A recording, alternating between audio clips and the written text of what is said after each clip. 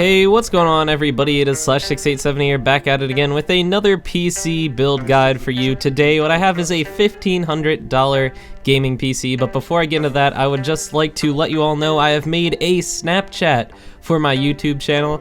I'll have some kind of fancy code or something that you can scan, either that or I'll just have my username, but add me on Snapchat. And if you've been wanting to see my face the whole time that you've been subscribed to me, well, you can see it because, you know, I'll reply to your Snapchats, it'll be a great time, and yeah, just add me up. I'd also like to thank you all for the amazing support with the Amazon affiliate links. They're getting used a lot and it's definitely helping out a ton.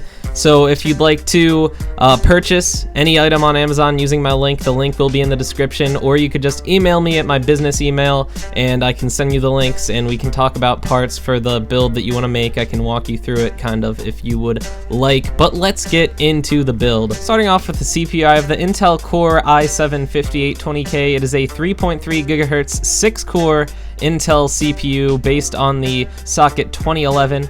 It turbos up to 3.6 GHz, and like I said, it does have 6 cores and it does support hyper-threading, so you're working with 12 threads here. And though Broadwell hasn't really come out yet, it is on the horizon, but Broadwell's not out. So right now, the best high-end CPU I'd say that you can buy is definitely the i7-5820K as far as budget is concerned, because this thing's only $370 and you're getting 6 cores of very, very powerful CPU here with the i7-5820K. But I expect this to change once we see Broadwell come out, because I do believe those CPUs are going to be great for the money. Next up, with the cooler, of course, I went with the Hyper 212 Evo. Now, bear in mind, this is definitely not the optimal cooler for a CPU like the i7-5820K. I would prefer to have some kind of water cooling loop on it. However, to fit in the budget, I had to step down to the Hyper 212 Evo. Not to say that it's a bad cooler, it's a great cooler, but when it comes to the i7-5820K, some kind of water cooling would definitely suit a CPU of that caliber. But the Cooler Master Hyper 212 Evo is not going to be bad at all, but in order to fit the $1,500 budget, I decided I had to cut back on something, and in this case I decided to cut back on the CPU cooler.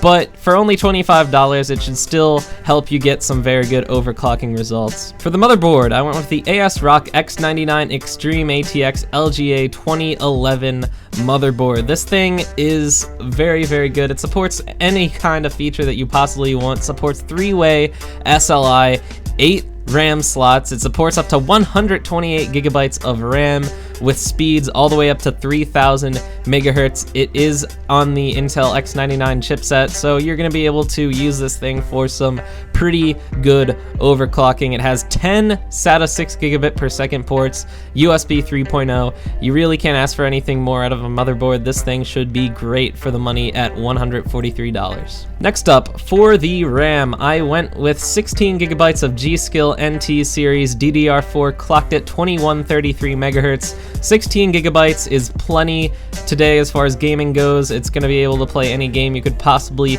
want to play. 16 gigs is definitely plenty, and G.SKILL makes some pretty good RAM, and in this case it does look pretty generic, no fancy heat spreaders or anything, but it looks fine. It's just plain black. It's not gonna, you know, really mess with the looks of the build at all. I think it should look pretty nice in this build for $53, 16 gigabytes, very good deal.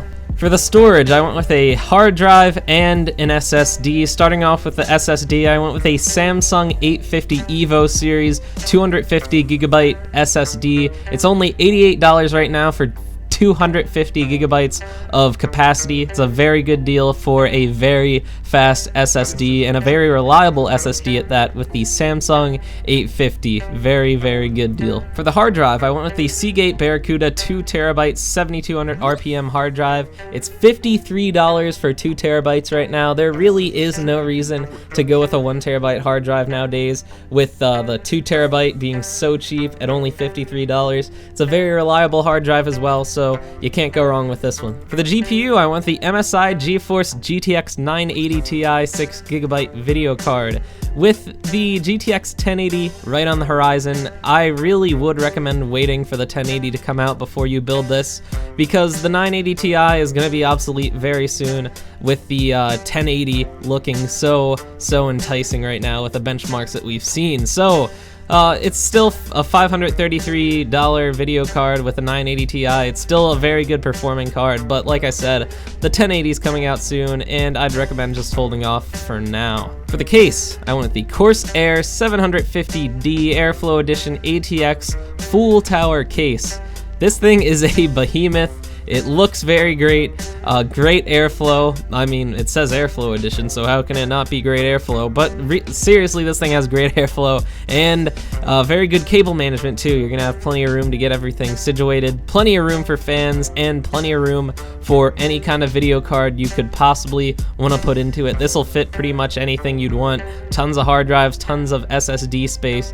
You can't go wrong at $130 with the Corsair 750D. Lastly, the power supply. What are we going to use to power all this stuff? I'm going with the EVGA 850 watt 80 plus gold certified fully modular ATX power supply.